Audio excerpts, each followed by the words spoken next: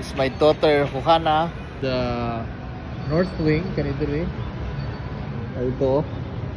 Oh yeah. So nindot na kay ilan ang gibutangan og mga kuan ba? Bara og signage or sana mga pangalan sa mga tindahan. Before empty ra na diha. Then kani mo ni siyang bago nga kuan. Bago nga, what do you call this thing? Crossover? Crossover? Or yeah, like a walkway that connects the north wing, kanito rin.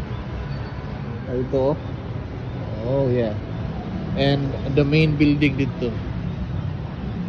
No? Say hi, Bing. Hello. So, muna diha oh. Muna ang Mastersons Avenue. Diri sa camera. Ay, okay. Okay. It's my daughter Juhana. And then ato ta sa Pikas. And then we're going kay kani bago mo guni gi-open nga mura siya og kanang overpass ba. Oh.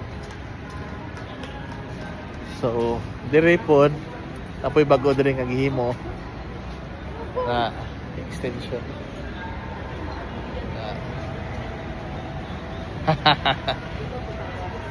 Hello. Alright, so kabalo na rin ko unsay tawag ani ko ano ni kanang walk bridge or crossover bridge. So bagong open. So mo na ni sulod na rin ka diri sa main building sa SM Uptown Cagayan de Oro. So mao na to. Amping karon ay. Peace out.